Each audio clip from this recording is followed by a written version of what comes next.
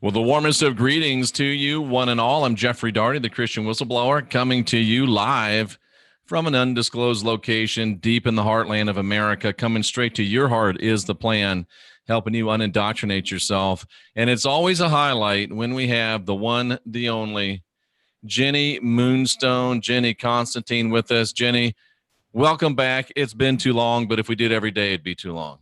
Oh, thank you. Thanks for having me back, Jeff. Feels like home here. It does, doesn't it? We've been friends for a long time. We have. I mean, time's just flying now. Did I meet you through Heidi, or did I meet Heidi through you? No, you and I met through Heidi. Oh, okay. Yeah. And I remember I had no frame of reference to like who you were, anything. And I immediately said, I don't like that guy. That happens a lot, Jenny. About you.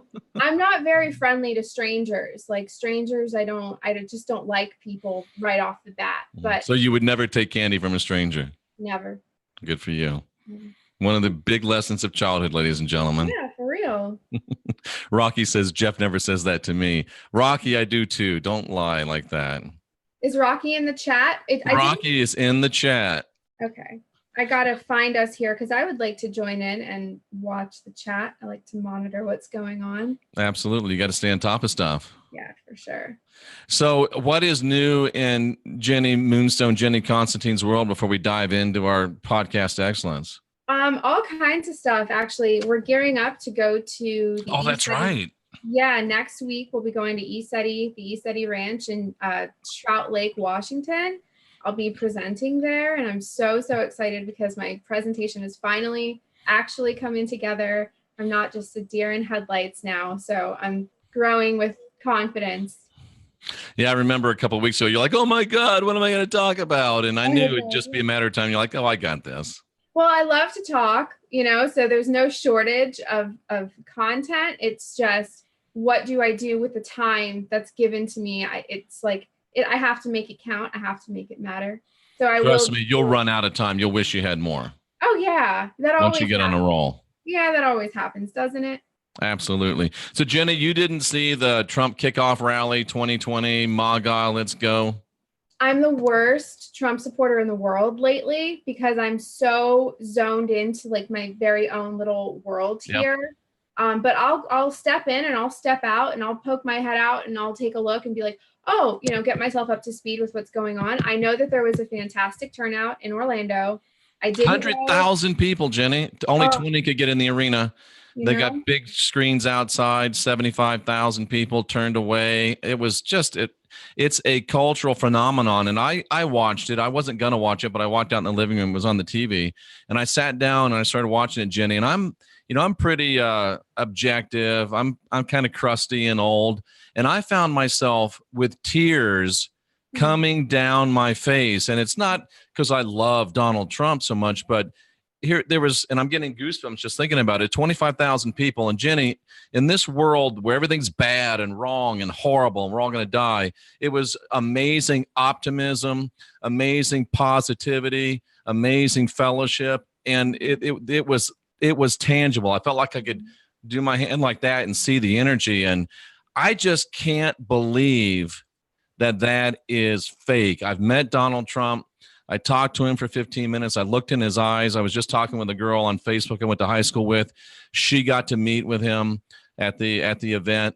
And I don't believe he's fake, Jenny. I just don't believe he's fake. Well, I don't believe he's fake either. I know for a fact that not everything is what it seems. And that's absolutely, that's pretty much where it stops in terms of what I know. But that being said, you're right. I mean, the energy is palpable. It's real.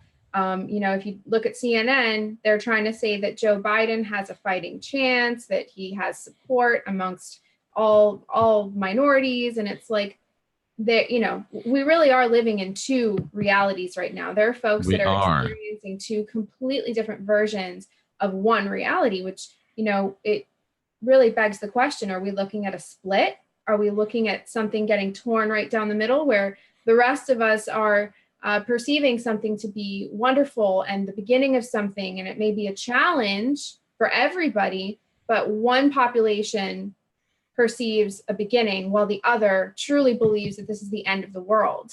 So that, they do. Yeah. And that is a thing of prophecy. You would know more about the prophecy aspect than I would, at least as far as the Bible goes. But didn't the Bible tell of a time when things would kind of split down the middle? It's amazing that you say that, Jenny. And let me just say, that they're really in trouble when they're trying to convince us that Elizabeth Warren is rising in the polls and is going to be a danger to Trump. Like who? Pocahontas, I'm sorry, but there's no way she could do a rain dance and pass the peace pipe, and there's just no way that Elizabeth Warren is going to be elected president. But it's amazing you say that, Jenny, because people know me, 20 years of preacher, Bible college, 100,000 hours of Bible study, and it wasn't until maybe a year or two ago that I saw that in the Bible, Jenny. It does say, and they want you to think it's just prophecy, everything's going to blow up, your only chance is their God. But if you look in the Bible and read it objectively, there really is this story of two rivers that are flowing in opposite directions. One's going to be horrible, bad. One's going to be great, good. And, I was talking with Greg, and there's a couple other people that mentioned that we really can be in two different timelines, but sometimes they overlap. Yeah. So there may be people that are in a timeline that's going to end with victory, and there's people in a timeline that's going to end with defeat. And aren't they really creating that themselves? So I think you're onto something. I think it's prophesied biblically. And for those that are awake and are watching, but are also objective, and that's the key, because so few people can ever get to objectivity. You can sit back and look at it. Yeah. Oh, you can observe it. You can observe clearly. It. It's amazing. This is really an amazing time to be alive. I'm grateful each and every day that we get to be a part of this. And you mentioned the rivers flowing in opposite directions. I know that rivers, oceans, lakes, streams are all the physical manifestation of love, of emotion, of consciousness on this planet. And so it's an interesting metaphor, the rivers as a metaphor for the consciousness of humanity flowing into opposite directions.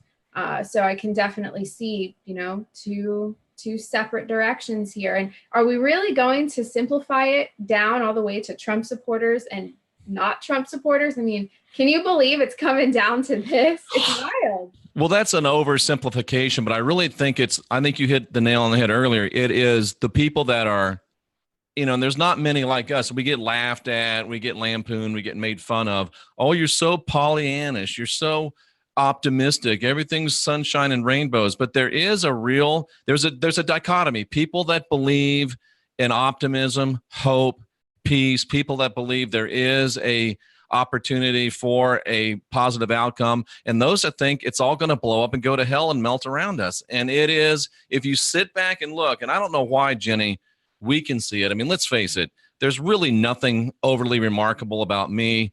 You're just a girl like everybody else. Right. Why don't we see it and so few other people see it? I don't know. And I don't think it's different for different people. I mean, some folks are just they're not ready. They're not willing. They haven't advanced enough. So I would say there is something remarkable about us, Jeff. I wouldn't be so humble. Let me finish this up. Somebody will finish the Trump loop, and then we'll get into this fascinating subject that you're going to talk about. I've always said, and you've heard me say, and I think that, I say you and me and Heidi got in a fight. That just means, you're slapping each other. Shut up. It's like a pillow fight. It's not really a fight. But pillow fight. Yeah. Because I was saying Trump is bought and paid for by that $1 billion they bailed him out from. And you guys are like, nuh-uh. But even if he was, and he was, there's no doubt he had $1 billion debt. These bankers bailed him out. But here's Donald Trump at the White House. Imagine this with me, if you will, sitting across his desk saying, so you guys have always wanted Jerusalem to be where the embassy is, and you wanted Jerusalem to be the capital of Israel, right? Oh, yes, Mr. President, we've really wanted that. Okay. And you guys have always wanted the Golan Heights under your control, and you want U.S. support for that, right? Oh, yes, Mr. President. And the art of the deal, Donald Trump says, okay, I'll tell you what I'm going to do. I'm going to be the first U.S. president, and probably the only one that will ever get up and say, okay, guess what? Jerusalem is the site of the embassy of the United States in Israel. Jerusalem is the capital of Israel. Oh, thank you, Mr. President. He's the only one that could do that, Jenny. Mm-hmm. And then he says, you know what? here's what else I'm going to do. We're going to recognize your sovereignty over the Golan Heights. And understand, folks, if there's whoever owns the Golan Heights owns Israel. If Israel lost the Golan Heights today, there would not be in Israel come August. Wow. So President Trump has given them two things that they could never get from anybody else. And guess what, Jenny? As they're walking out, President Trump says, oh, yeah, and by the way, that $1 billion, we're done. It's over. It's paid off. I think Trump has bought his sovereignty, and now he's free and clear to navigate as he sees fit. He's not bought and paid for anymore. Well, that's a really wonderful way to look at it, and it does align with some things that I believe to be true. I still am in a position where, I'm friends with a lot of diehard Trump supporters and QAnon people. And then over here, there's the esoteric population, and we're kind of all bumping heads here because you've got one side that's like everything is controlled and everything is this and that. And it's like, I really did come to the conclusion personally quite a while ago, about 1.5 years, 2 years ago, that we may have actually reached a point in the timeline where the scripts are, to some extent, they were thrown out.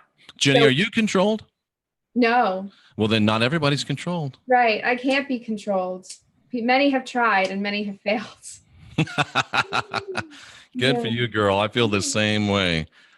Please don't stop. I had to throw that in there because I know you're not. And anybody that says everything's controlled, well, we're not all controlled. No, we're not. And I actually just, I think this is a nice segue because I was just talking about this yesterday. We all subscribe to the idea of Vedic astrology, and even to some extent the pattern of cycles on this planet. The various, ancient civilizations have all experienced, rise, fall, the climax, the fall, and it's essentially just we've gone through cycle after cycle. So I don't know where I was going with that. Can you remind me? I don't know either. I got lost in the chat room because there's people in the. Oh, go ahead. Go. No, I got it. Okay, because I was talking about how we love astrology. We love the idea of cycles. It gives us a sense of control, and it also is based on on history. Yeah. But what I think we do sometimes, which isn't helpful, is we delegate so much power to the stars, to the luminaries, and to the gods, or whoever the gods are. And we think, oh, we're going to just give it all to the universe. And I don't know if I believe that to be entirely true. Are we subject to the will of the gods, or are we gods in training? We are divine. We are sovereign. We are free. Yeah. We are the ones that can decide what happens. And all these people that decide, oh, the world's going to be terrible, guess what? They're right. And all the people that decide the world's going to be wonderful, guess what? They're right. Because whether you think you can or you think you can't, you're right. Right. I agree with that. I have to ask you, what is that behind you? That is my backyard, basically. Wow. It's very nice. And Jenny, that's why I get upset with some of these esoteric types, because out of one side of their mouth, they want to say, you can manifest your world, manifest your life, manifest your destiny. You can do it. We can do it. And then out of the other side of their face, they're saying, it's going to all burn. There's nothing we can do. It's going to crash. The frogs are gay and everything else is going to hell. Mm-hmm. Which one do you really believe? Pick a side. If you pick the gloom and doom side, I support your right to pick that. And go ahead and do that. But if you pick the optimism side, I'll be with you. Well, I think really what it comes down to is fear, and how much fear. It's the fear quotient as opposed to the, the bravery or the courage quotient. Are we going to fear what Jenny comes? Moonstone. I mean, when you come to terms with the fact that death, what separates life from death is just this thin veil. It's nothing. It's nothing at all. Your fear is released. Fearlessness, I believe, is what allows us to act out of unconditional divine love when we have no fear. Absolutely. Certainly some fears serve their purposes, but for the most part, I think this is coming down to folks that have chosen to face their fears, and folks that fear has become their God, essentially. It has. And, you over the years, and we've known each other a few years, and you've toyed with on your Facebook. I've seen pictures of you kind of like in warrior garb and this whole warrior thing. And you are definitely a cultural warrior, a spiritual warrior. But what people have to understand is the warrior is not a person that has no fear. Right. Conversely, a warrior is a person that understands fear, but takes that fear and uses it as motivation. And a warrior looks at the world with reality, knowing that there is evil to be contested, but there's also the forces of good. And at the end of the day, I think those of us that are real warriors for light, I mean, I know that's a silly cliche, but we recognize the bad, quote unquote. We recognize the unbalanced, quote unquote. But we believe, like Rocky Stucci says, it's easier to blame the world for your problems than taking responsibility for yourself. We look at the problems, we see the problems, but instead of running and hiding and saying, "Oh God, we can't do anything," we're willing to stare those problems down and say, "You know what? We can." What did Trump say? We can win, win, win. History is written by winners, Jenny. I say let's get busy winning today, and together let's write a better tomorrow. I'm so with that, Jeff. That's my philosophy as well. Absolutely. So you discovered a very powerful connection between the tarot and the Tuatha De Danann. And tell me how I'm supposed to say that. I say Tuatha De Danann, but I'm Tuatha De Danann. No, I think you're right. Yeah, that's what's comfortable for me to say. I've been into Celtic mythology my entire life. I am partially Celtic. My grandfather. You know, I'm 100% Irish. Well, there you go. Why isn't this something you talk about more, Jeff? Because I've been trying to get it right before I talk about it. I understand that, and I respect that, and I'm in a similar position. I haven't showcased this as an expert by any means because I don't, I'm still very much learning. Jenny, what if I told you I think that all society, civilization, culture, enlightenment might have sprung from the Tuatha De Danann? I believe that too. There is a very popular theory, one that I believe that the Tuatha De Danann were among some of the refugees of Atlantis, some of the survivors, if you will. Oh, I just got super chill bumps on that one. So it comes from far. It continues to go back. That isn't the beginning, but that is when the Atlanteans, the survivors of Atlantis, the good guys, if you will, because there was a great war. The magicians turned into sorcerers and the city fell. But there were survivors, and that rooted what we now consider like ancient Druidism, things like that, studies like that. All of that did in fact sprout from what the Tuatha De Danann shared with the other folks. And so there was this amazing, I'm sure I'm not the first person to discover this connection, but it was one of those personal revelations. And I was like, yes, I figured it out. But there are some super weapons that were left to us, or at least the idea, the concepts of these super weapons brought to the people by the Tuatha De Danann. And I found that these 4 super weapons correlate perfectly to the 4 elements and the 4 principles of the tarot. The earth. Should we tell people who the Tuatha De Danann are? So anybody can find that out. The Tuatha De Danann, there's so much information out there. I love it. But I would suggest to go to folks that are actually of Celtic origin. Most of what we have written about the Tuatha De Danann in any kind of academic form was written by the Romans. So we have to be really careful with any historical accounts that were written by the victors. Especially you mean like the Bible, Jenny? Right. Yeah, like the Bible. It's a perfect example. But the Tuatha De Danann, like we said, they were a group of refugees or survivors from the lost city of Atlantis after it fell. They were magical people. There was Danu. She is who the Tuatha De Danann is named for. She is the mother of the gods. If we look across all of the indigenous tribes not indigenous, but ancient cultures that practice polytheism and have a pantheon of their own, you can see direct correlations between Danu and her children, her gods and goddesses, and many of the others. I mean, the Norse pantheon has one that mirrors it very closely, the Egyptian pantheon. So a lot of these energies and concepts they're primordial, but people have personified them. And I even believe you know, because a lot of people with when it comes to gods and goddesses, they believe it was just a natural concept that mankind decided to personify, give them names, give them physicalities. And I believe that to be true, but I also believe that since the nature of the essence of the natural world is intelligent and does think and act of its own accord, that actual flesh and blood people have incarnated here as with containing fragments of the actual gods. So I do believe that there have been flesh and blood people, superhumans that did in fact embody this godlike energy. And so we can say that it's both. The gods and goddesses are both essences of the natural world and flesh and blood people. They're both, because we're not separate from nature. We are of nature as well. We don't get to be separate. We're not different. We're the same.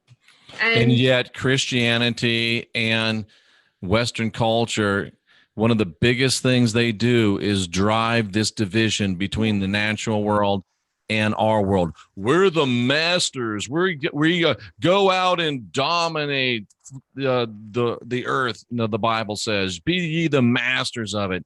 It's so stupid. And if I'm trying to say that word, but that really is stupid. How can you go out in a forest? You know, we live out here in the woods, and we can walk, and these things are intelligent. I walk, Jenny, and I see little foxes come within a few feet of me, and they look at me, and they're getting ready to run, and they're like, "Oh, he's cool." And the other ones come running up, and it's like Snow White. All the little animals are coming out. The deer are just standing there looking at you like, "Hey, what's up?" They're not running away because they know that I'm one with them. And I've actually started, and this sounds silly, but I've actually started saying, "Well, you know, hi, Mr. Fox. Do you have anything to say to me?" Or, you know, "Hi, Miss Deer. Do you have anything to say to me?" I'm asking trees. I'm asking foliage. "Do you have anything to say to me?" Well, have I lost my mind, Jenny? No, that's harmony with nature. Now, listen, I had a fear of spiders, and I was not on mushrooms either. Let me just make that. You don't need the mushrooms. You don't need the mushrooms. But I had a fear of spiders for many years, and I realized one day that spiders were actually an incredibly sacred, powerful totem of change and magic. So and they came to me in dreams constantly, massive spiders come molting, shaking the house. Oh, was that scary? Yeah. It was terrifying, but I knew that this was good. It was powerful. It was me facing all of my fears. So now whenever there's a spider in my home, I face my fear, I put it in a cup, and I set it free.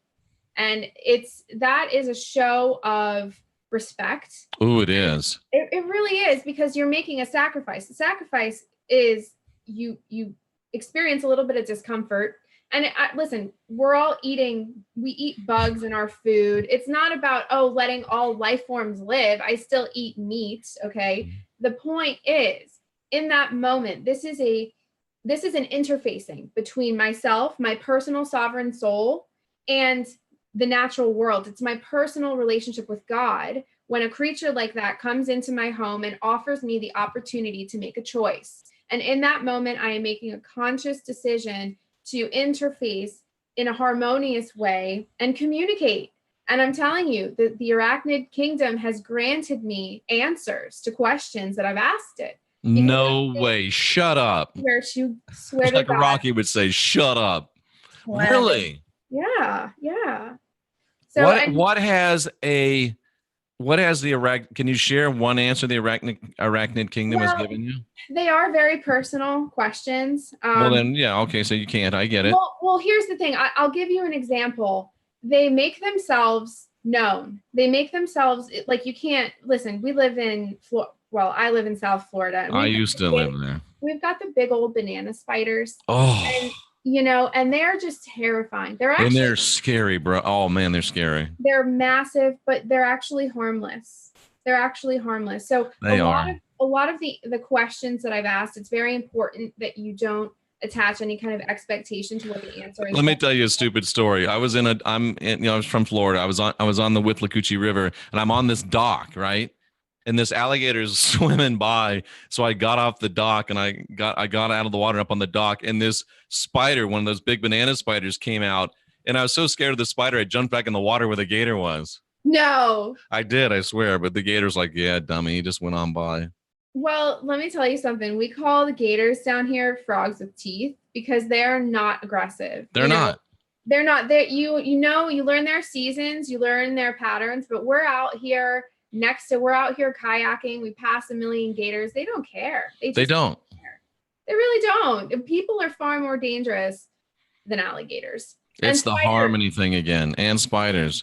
Some spiders are very dangerous. They are very dangerous. I got bit by a spider one time. The whole side of my face swelled up. Wow. And they say we swallow, depending upon the number, 5, 8, 10 spiders in a lifetime, because at night they crawl in your mouth and you swallow them. And we're all okay. We're alive. We live to tell about it. So they do actually give you answers. Yes, they do. Wow. And for me, listen, it's different because I'm already so in between. So I can understand the language, but for most folks, I imagine they may judge themselves. They may feel silly about it. So it's harder to kind of break through that barrier. But the point really is, as a personal relationship to God, to gods and goddesses, it is all about our interface with the natural world. So as unoriginal as it may sound, I believe that the remedy, the solution for many of our ailments is to reconnect with the mother, to reconnect with the land, go camping, go to the mountains, go to the water, get away from all the unnecessary, the people. Yep. Most of the folks around us, I call them fillers. They're not even really people. That may sound very insensitive, but I'm telling you, we are sharing space and air and resources with folks that are not animated by the same thing that you and I are. That's true. That is absolutely true. It's hard to explain, but I believe that. You explained it very well. And another, I think, manifestation of this, then another thing that Western culture puts a taboo on, getting out in nature, and this channel loves this for some reason recently, but getting out in nature and getting naked. Huge stuff. Freeing, powerful, connecting. No comment. No comment. I'm just saying, that's just a little. No, it's true. Listen, it sounds very, it's very Beltane. I'm getting visions of a Beltane ritual. Absolutely. Sexual, sex magic, which, listen, it's incredibly powerful. I blush easy. So you didn't find a spider there, did you? No, I didn't. No spiders. I'm sure there's a spider around here somewhere. My daughter's favorite excuse is to tell me, Mom, there's a spider in here if she doesn't want to go to bed. When it's that time, and she's like, there's a spider. I'm like, there's no monster in the closet. There's just a spider. There's just a spider. And the beauty of that is that there is a spider. Yeah. And Professor Bauer says there's numerology in nakedness. I'll have to ask him about that. That's fascinating. Really? Yeah. Interesting. Is it? Never mind. I was going to make a dirty joke. I'm not going to do it. So the Tuatha de Danann could be the primordial template for all of our thoughts and beliefs and even some of our systems. And wow. Well, what's interesting is that a lot of folks don't realize that the Druids, so the Druidic religion is it's one of the most mysterious of the religions that there is, because they were sworn to secrecy, kind of like Masonry. So it has been said that Freemasonry in some ways mirrors the Druidic system. Interesting. Yeah. So it has been corrupted. A lot of the information that we have about the Druids, a lot of people think that the Druids are evil. That's not true. Whenever you have that cosmic magic, it really then comes down to what the individual or what the group is going to do with it. Nobody's going to stand here and demonize cosmic magic. It comes down to the hearts of men. It always has. But they try to connect the Druids to human sacrifice, just completely blatantly untrue. It's right. And a lot of the literature that we have that outlines, mass human sacrifice is all written by the Romans, who I believe were supremely jealous of the older religions. They copied a lot of what the pagans did and called it their own.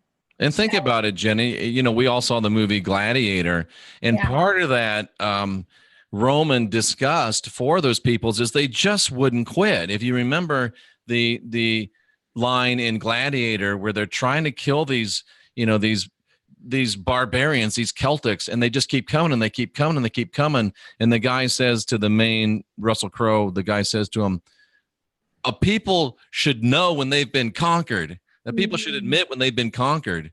And then, of course, Russell Crowe looks at him and says, would you? So I think that was the real source, because they wouldn't bow the knee to their religion. You know, the Romans marching out with a sword saying, convert or die. And they're like, come at me, bro. I'm not converting. Right. Who cares about death? As if death is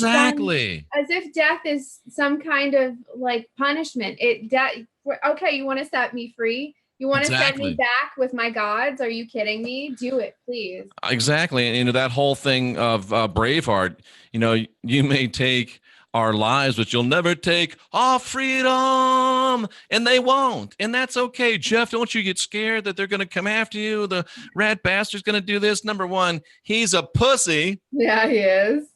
And number two, he knows where I am, and what's he going to do? Set me free? And if I go down tomorrow, there'll be somebody else with another microphone the next day, and maybe more because they're inspired. They can't kill us. We're just like the Celtics and the Tuatha de Danann. Rome can come on us. They can try to smash us, but we're not going to go away. We're like whack-a-mole. You whack one of us down, and three more pop up. Absolutely. Jenny, with you and Heidi and Scotty and Rocky and the professor and Rex, dude, I say come at us, bro. I think we're more than able to win this. Absolutely. Well, you know, in ancient Egypt, there was a similar showdown. I'm telling you, all of this goes in cycles. It's the one God, the lie of the one God, and the many. And we've seen this just continually throughout all the ages and all the cultures. The one God, the one system, the controller comes in and tries to stamp out the many gods and tries to push, you know, the indigenous folks away from their natural spirits, from their nature spirits. So it's an interesting showdown. Yahweh, the one true, you know, this one deity, as opposed to the many. Yep. And, you know, I think everything I needed to know in life I learned from watching Tombstone. Oh. And this new thing just came to me. There's a scene where Kurt Russell's got his gun to the head of one of the bad guys, Nate. I can't remember his last name, and there's like 10 guys, and Kurt Russell's just got this one guy with his gun on him, and they say, we can take him in a rush. And Kurt Russell says, yeah, but not before I turn your head into a canoe. And the guy that has the gun to his head says, no, don't. He's real. He's not bluffing. But our choice is, are we going to be the one with the gun to our head that says, no, don't do anything. Don't take him because my life is too precious. Right. Or are we going to be the one, if Yahweh's got his gun to our head and the rest of us could take him if he shoots us, are we going to say, no, don't do it, he's serious? Or are we going to say, row your boat? Mm-hmm. Come at me, bro. I'm more than willing to lay down and be a sacrifice for the ultimate victory. Yeah, I really don't. Because it's freedom. Like you said, it's freedom. Go ahead, set me free. What did Patton, General George S. Patton Jr., as you know, had nearly full recall of his many incarnations. And he did. Considered himself a warrior spirit. I'll be making a tribute to him. I want to see that. That's powerful. And another one of my heroes, Franz Barden, during my presentation. But he had a book. He didn't write it himself. It was like a compilation of all of his poetry and an account. Patton had almost full recall of all of his incarnations where he was a warrior spirit. And it just really speaks to, you know, his whole thing was about bravery and courage and how death is nothing. Death is exactly right. You know, and unfortunately it's been skewed because the military industrial complex, he was part of it. But he was a killer and he wanted to end something when his superiors and the folks that ultimately, I believe, had him taken out, they were willing to negotiate with the dark. Whereas Patton, as much of a killer as he was, you know, and as unconventional as his techniques were, he was ready to end it there. He didn't want to negotiate. If they'd have listened to Patton, they would have been fighting the war to end all wars. Yes. Yeah. Yeah, to really end it, though. Really end it. Who cares? Let's do it. Let's do it. Hey, go ahead and shoot, because you may get me, but all the rest of my warriors are taking you out. Exactly. And I'll be watching from Valhalla, cheering them on. Exactly, Valhalla. So tell us, people. That's my standard question to people. have you lived your life in a way that where are you going? What will you create for yourself in your moment of death? Yep. Where are you going to go? It's not about heaven or hell, because I don't believe that you're punished by anything externally. But it's like, what is the signature of your soul? What have you done? Are you, and there are different places. There's not just Valhalla. There are, there's meadows full of flowers where mothers go. There's a place where children go. It's different. It's all about your consciousness and those constructs. It's so powerful. And the movie Oblivion, if you haven't seen it, Tom Cruise, Morgan Freeman, they have just one of those moments. The gun is at their forehead, and they know they're going to get a canoe made out of their heads, but they also know that their act will result in victory. So Tom Cruise or Morgan Freeman looks at Tom Cruise and says, "We're going to die." And Tom Cruise looks at him and says, "Everybody dies, but not everybody dies well." Right. And then Morgan Freeman's like, "F them." And they do it. You got to watch the movie. Yeah, I've never seen it. We need more Morgan Freeman's and Tom Cruise's and Mel Gibson's, those characters. We need more of those characters. We need real men. We need real women. Mm-hmm. And we all need to reach down between our legs and into our hearts and find out if there's really something there. And if there's not, get out of the way and let the rest of us that do find something in our heart and the appropriate places. It's like John F. Kennedy said, lead, follow, or get the hell out of the way. That's exactly where I'm at with it too. We really are in the middle of a showdown. If you do subscribe to the idea of cycles, we are at a phase right now where we are looking at a challenge on the horizon, a real challenge as a world, as a realm. And so everybody is going to have a very personal decision to make, which then translates directly into the collective. This is a much bigger picture. And I've talked about this for years now. It's the macro and the micro. So on a global scale, they're very big changes, but personally too, there's revelation after revelation each and every day. And I even think some of these folks out here that are so plugged into, their CNNs and their Fox Newses, I really think that all of those people have been engineered to be fillers. They have been engineered to just be obstacles, numbers, statistics, nothing more than that. For the rest, honestly, obstacles for the rest of us, for the ones that are down here consciously, fully aware of the fact that we are in the trenches and that we're fighting for, on behalf of our ancestors, for those that come after us, while everybody else, a lot of people are just satisfied walking around in a bubble, believing whatever, mainlining CNN. And it's like, you're full of it. You're totally full of it. But the time has come, Jenny, when even the cowards will impede our progress. Now, I'm not a gamer, but tell me this, these things they call non-player characters, I know that they're not active, but don't they get in the way when you're trying to play the game? They do. And yes, non-playable characters and NPCs, one of the best memes in this like mimetic warfare will go down in history thousands and thousands of years from now, when there is some kind of recorded epic about what has taken place here. The geniuses behind mimetic warfare and strategy will be like at the top of the list. How do you spell that? I think I made it up. Mimetic warfare. Oh, so mimetic warfare. That's beautiful. Yeah, I don't know where I've heard that before, but because I think of hermetic. You coined it. Yes. I think of hermetic and then I think of mimetic because it has changed. And it really is the hermetics versus the mimetics. Yeah. Let me throw another layer into this. Not only are there non-playable characters, but there's also non-primary characters where they're fully functional bots, but they're walked in and walked out through. Ooh. So they're non-primary characters. I wonder if that has something, I'm changing my lighting here. I wonder if that has something to do with genetic predisposition. So a specific group of people can be targeted based on their genetics because it makes them good candidates for a certain kind of programming. Interesting. Yeah. Just, stuff to think about. It is. What about the weapons of the Tuatha De Danann. Yeah, and the tarot, the 4 elements. Well, right. Okay, so we have because we only got like 20 minutes left. I'll make sure you get this in. So and that's okay. I'll have plenty of time to do. We don't have to cover a whole bunch. Jenny, I've got to tell you that there are of all the people to be the next co-host on The Last Stand, you're the overwhelming favorite. I asked Jenny, and she just, I would love to do it. And initially, I think she said, yeah, I'll do it. But your life just won't allow you to be the. I'll be honest. This is what it is, because I know that it's a commitment, and I don't want to be the one that's like, oh, I can't do the show. Like, if I can't fully do it, I don't want to agree to it, because that's just not fair.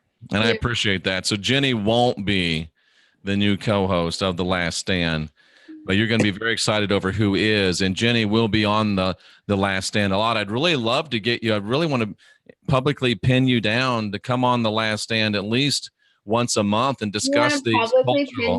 I do want to publicly pin you down and get you to commit to at least coming on the Last Stand once, and one of these shows with me once, at least once a month. I'm way too immature. I'm telling you, I'm way too immature to make comments like that. I'm a 14-year-old boy. Okay. I get it. But I get it. Okay. Just say yes. Move on. Yeah, sure. Yeah. Perfect. Okay. So I agree. The four weapons. The four weapons. Okay. So in tarot, which is my wheelhouse, I love tarot. By the way, I just want to let everybody know it is solstice. It's midsummer right now. We're in this wonderful. And let me just respond to this, because Gary Baxter says, Jeff, her hubby can take you. You don't understand the relationship with me and Jenny Moonstone, Jenny Constantine. She reminds me so much of my oldest daughter. So it's very much it's that thing. It's not any other thing. So there you go. No, we're cool. Jeff is the only guy that can crack jokes. Okay. So because tarot is my wheelhouse, I wanted to let everybody know today is solstice. Okay. Today is Litha.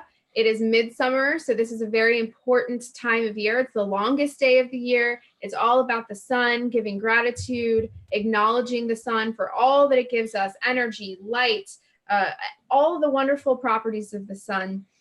So because I just wanted to let everybody know, I am offering specials right now. So I'm doing solstice readings for tarot. So go to my website, jennymoonstone.com, contact me, and we'll set something up.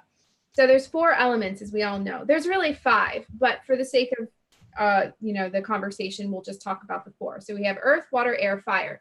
In the tarot, we have swords, pentacles, wands, and cups. And all of those correlate earth, water, air, fire.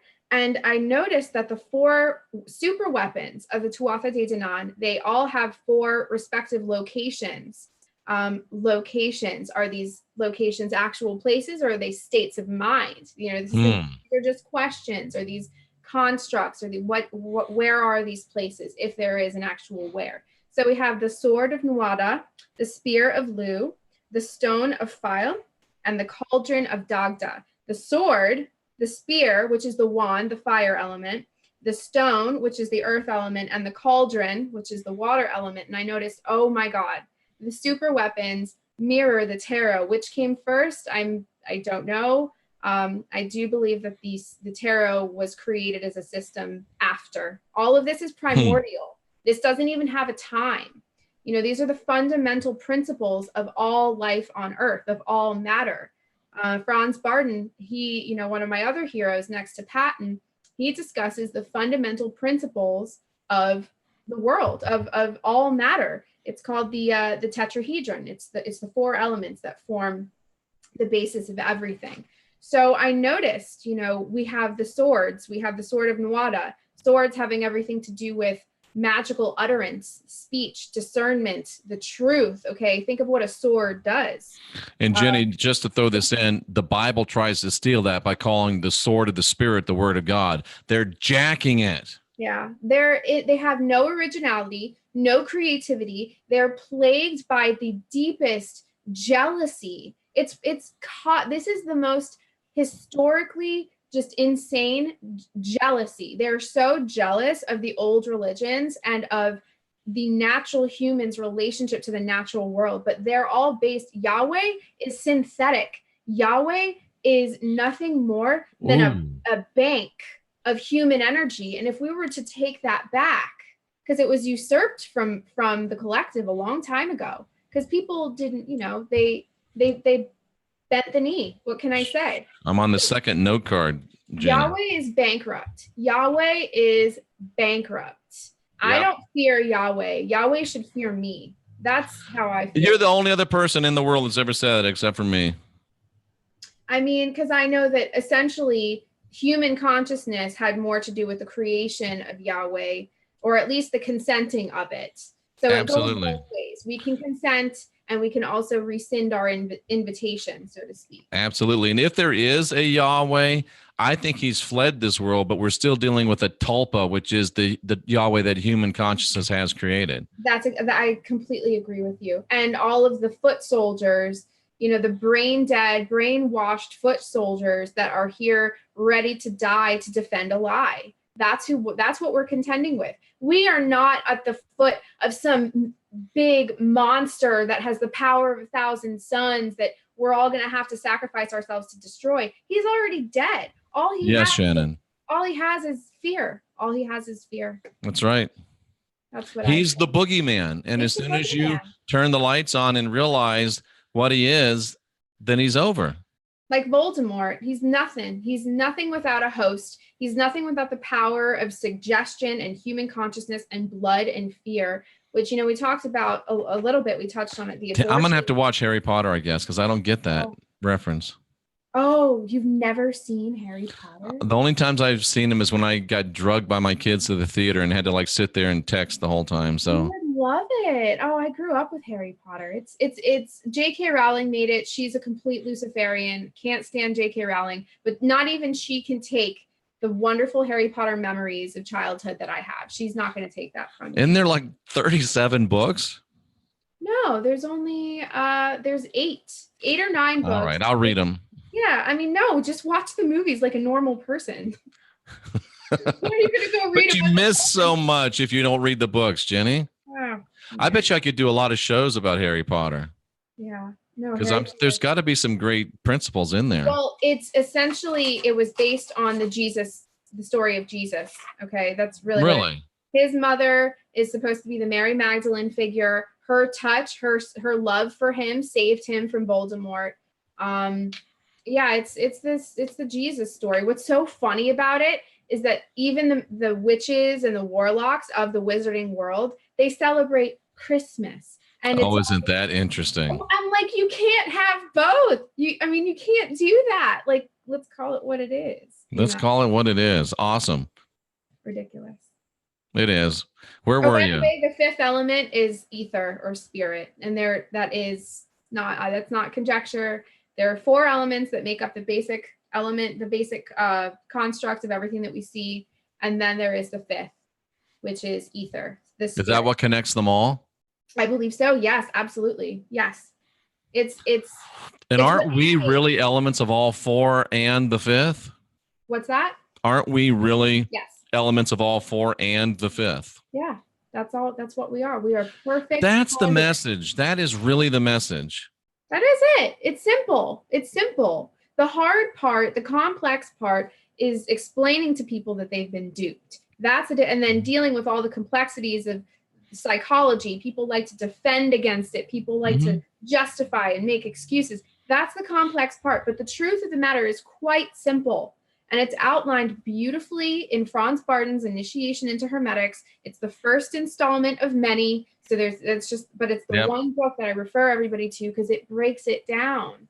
I just started reading that. How crazy is that? I'm gonna love it. But here's the thing, Jenny. It's so simple that Mark Twain, who was the master of reducing the incredibly complex to just a little soundbite, he said it's much easier to fool someone than to convince them that they've been fooled. Absolutely. Oh, it's so true. But we can't stop trying, Jenny. We can't stop trying.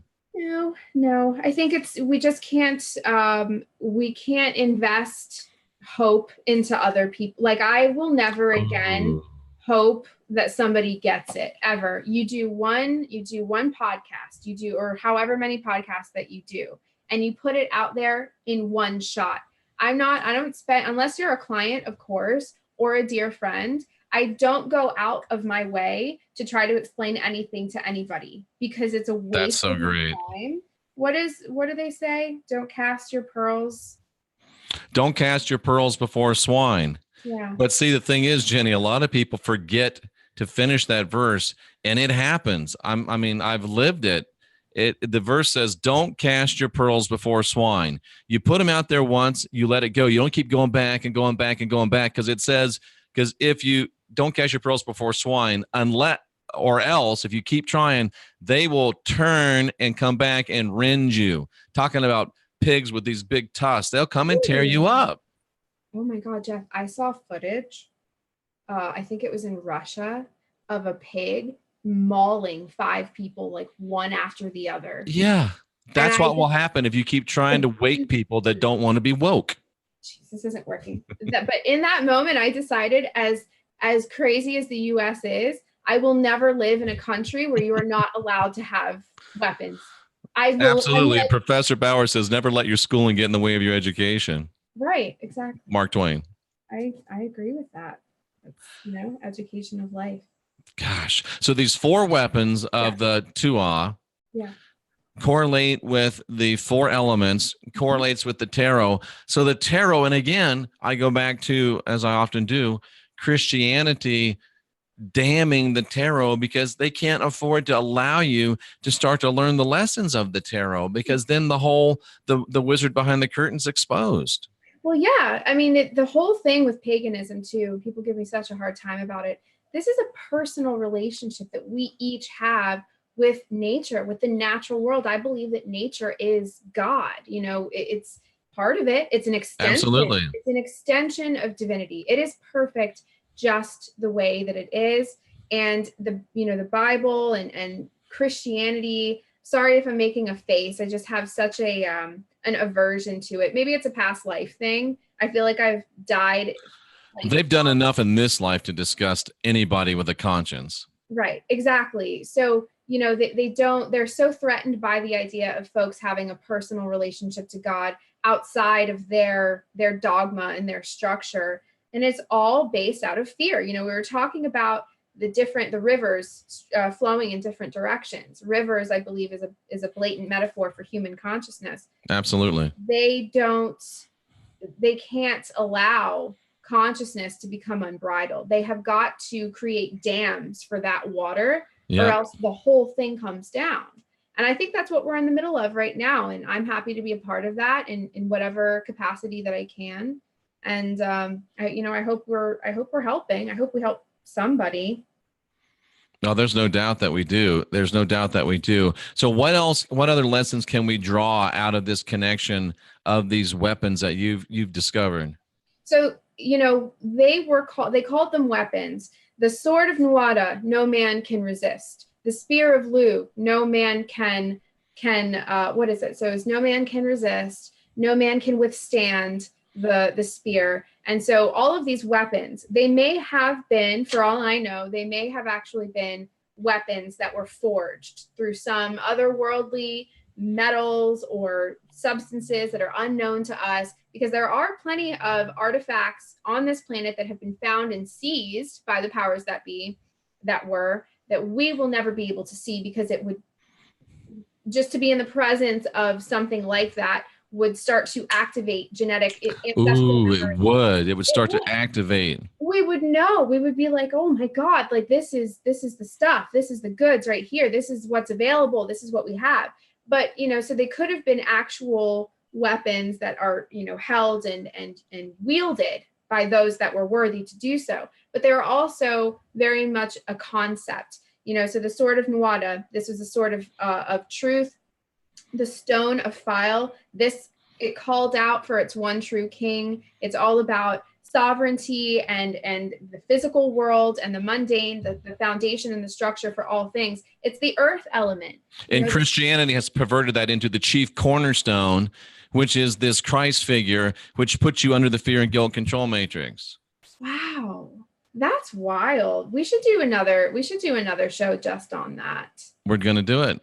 You tell me when you can do it, and we're doing it. And then there's the cauldron of Daugherty, which when I first heard about it, it sounded to me like the what's it called? The manna in the desert. Exactly. It feeds. It's an endless supply of sustenance. That's what the cauldron of Dagda, mythologically, that's what they say that it does. It has the healing waters. It never runs dry. And you know what? They've stolen it, and it's the concept of shalom. Nothing is broken. Nothing is lacking. They stole that from Dagda. Wow. See, it boggles my mind to think of how these deities, how those forces, if they feel, if they think, I don't know, maybe on some level they do, but just the sheer rage that has built up and the frustration over all of these years of being suppressed and lied about, I feel like we are rallying the forces, emotional forces of all of those that have come before us that knew all of this and could see that this false God came in and destroyed everything and lied. It feels like we're looking at a reckoning, for lack of a better term. Ooh. And Jenny, people say, Jeff, you're so stupid. You can't take on God. There's no way you can do it. You're still a human. But why would you presume that I have to do it by myself? Not only is there people like Jenny and all these other people, but don't you think that the spirits of these other gods and goddesses that have been suppressed and oppressed and lied about and completely removed from history and from contemporary life, don't you think that as we talk about them and help their the spirit of their essence to awake again, that they will awake again and come to our aid? I'm not saying they're all great people and they're all great entities, but there are gods out there, there are goddesses out there that will rally to the cause of humanity and join us in a victorious overthrow of the deep and dark entities that have enslaved this consciousness, this reality, in this plane. That is so 100% true. And I have seen that exact scenario in my mind for the past 15 to 20 years. And what's interesting. Well, that's two of us, Jenny. This is the kicker too. People don't realize that in the spirit world, we're not just talking about gods and goddesses.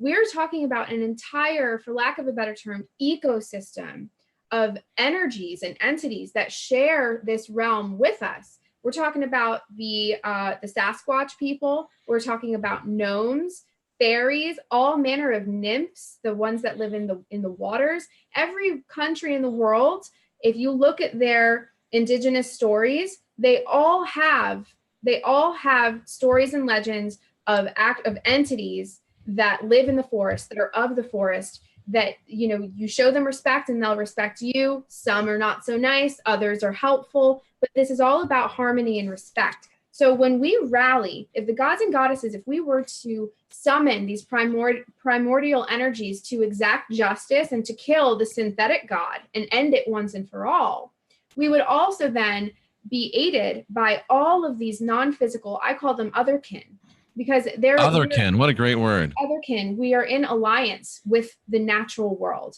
And you're absolutely right. Some of them are not, some of them you don't want to meet. Some of them you don't want to upset. You don't want to, you just don't want to get in their way. But what we're looking at, this is more than just about good or evil. This is a cycle. This is what is supposed to happen. Mm-hmm. You know, it's not just victory of the light, okay? Because there's no such thing. I'm not all light either. And Jenny, if we, and I'll just say when we actually come to this realization and I think it's up to us to at least initiate and open the door for this to happen. When it happens, when all these forces come to bear against the world, the powers that control this world, there won't be a war, because once the forces that control this world see the overwhelming forces aligned against them, they will surrender and they will run. And the only question is, will we and the gods let them run, or will we exact justice? That's really the only question. Mm-hmm. Well, again, I think it comes down to what everybody manifests in a very personal way. You know, it's personal. We can't generalize what this is going to look like. If we were to zoom out, all the way out, and look at the earth as this contained system and view it almost as if with this generalized perspective of what's going on, Then we zoom all the way down and see how personal this is. It's for everybody to decide. It's for everybody to decide. But I do believe that consensus does have a big sway. Consensus, it's just energy versus energy. How much of this quotient versus this? We are talking about tangible, palpable energy fields, and that's what essentially this war is coming down to. This is a war of energy. And that's why we have these super weapons, and people need to understand how these super weapons work.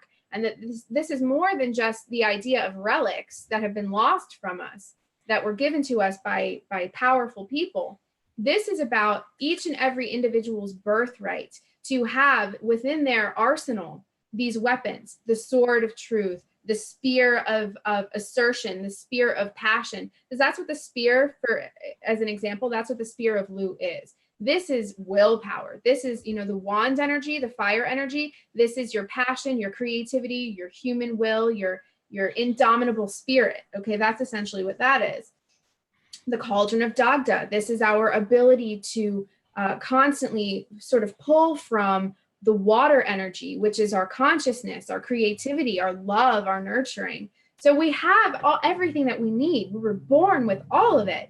It's just that you have people like, the biblical, you have all those folks that want to remind you that you're nothing without your Lord and Savior. You're nothing without your God. They actually teach you that you're empty. And we're so full. We just don't know. We're so powerful that there wouldn't even be a war if we would just wake up. They'd be like, we're out of here. We're done. You guys, dang it. They figured it out. We got to get out of here. Yeah. It is that simple. It is simple. It is.